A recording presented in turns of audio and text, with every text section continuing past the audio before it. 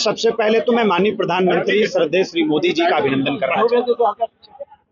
आज उन्होंने जो आह्वान किया हर घर तिरंगा और तिरंगा यात्रा का, आज देश का बच्चा बच्चा इस अभियान में अपने आप को शामिल कर। आपने अनंतनाग की तिरंगा यात्रा देखी होगी, आपने जम्मू कश्मीर के अंदर जो तिरंगा यात्रा वहां के नौजवान कर रहे हैं उसको आपने देखा होगा। कश्मीर के डल झील के हर शिकारे पर तिरंगा आज फहरा रहा है और लाल चौक श्रीनगर में भी तिरंगा फहरा रहा है।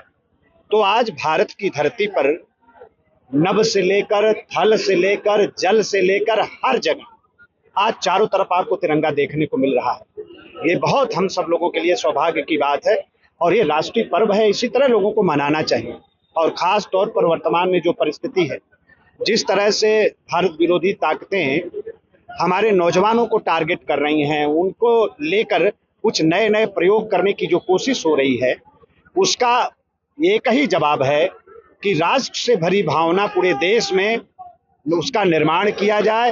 हर नौजवानों छात्रों को ये जो आज़ादी है हमारी, इसकी कीमत क्या है, इसका महत्व क्या है, इसको बताया जाए। यही मंशा माननीय प्रधानमंत्री जी की है और उसको लेकर अभी आजमगढ़ की धरती पर आप देख रहे हैं सभी हमारे जनप्रतिनिधि संगठन के सभी लोग यहाँ उपस्थित हैं।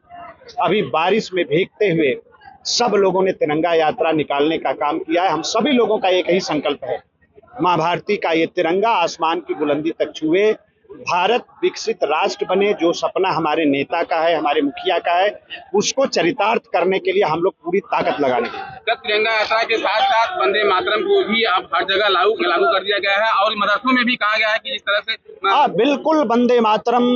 आप समझिए, जिस गीत को गाकर जंगे आज़ादी लड़ी गई, जिस गीत को गाते गाते माँ भारती के पता नहीं कितने सपूतों ने अपने आप को कुर्बान कर दिया, और उस वंदे मातरम गीत को माननीय प्रधानमंत्री श्रद्धेय मोदी जी ने हर जगह अनिवार्य किया है। उनका जितना हम स्वागत करें उतना कम है, लेकिन जो भारत विरोधी मानसिकता है आज वो भी बेनकाब हो रही है और दोहरे चरित्र के लोग और मन में भारत की विरोधी मानसिकता पाले हुए प्रतिपक्ष के लोग भी आज बेनकाब हुए हैं।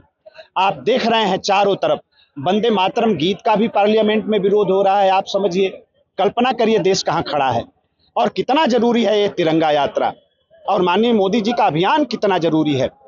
और इसलिए हम लोग मोदी जी की सरकार का अभिनंदन करते हैं और FCRA बिल जो लाया है वो देश के निर्माण में बहुत बड़ा योगदान साबित होने जा रहा है। आपने देखा होगा, चाहे छात्रों का आंदोलन रहा हो, चाहे नौजवानों का आंदोलन रहा हो, अब मजदूर और किसानों को भी प्रतिपक्ष टारगेट कर रहा है, प्रयोग कर रहा है, अपने साजिश का हिस्सा बनाने की कोशिश कर रहा है।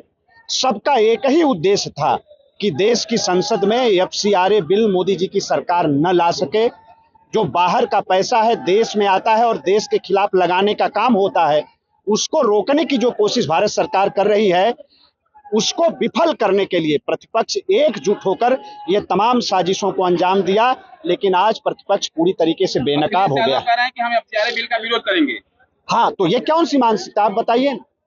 मोदी जी कहते हैं कि भारत के विरुद्ध बैठे हुए लोग, भारत विरोधी मानसिकता के लोग जो दुनिया में बैठे हैं, जो पैसा भेजते हैं भारत के अंदर और भारत के खिलाफ जो साजिशें होती हैं उसमें उस पैसे का इस्तेमाल होता है। मोदी जी की सरकार उस पैसा को रोकना चाहती है। समाजवादी पार्टी, अखिलेश यादव, राहुल गांधी उस पैसे को यहाँ लाना चाहते हैं।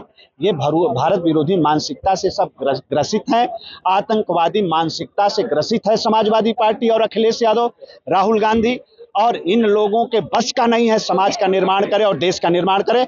बहुत बहुत धन्यवाद। आपके राज्य की खबरें, आपके शहर की खबरें सबसे पहले जानने के लिए देखते रहें अमर उजाला। चैनल को सब्सक्राइब जरूर कर लें और पाएं हर अपडेट।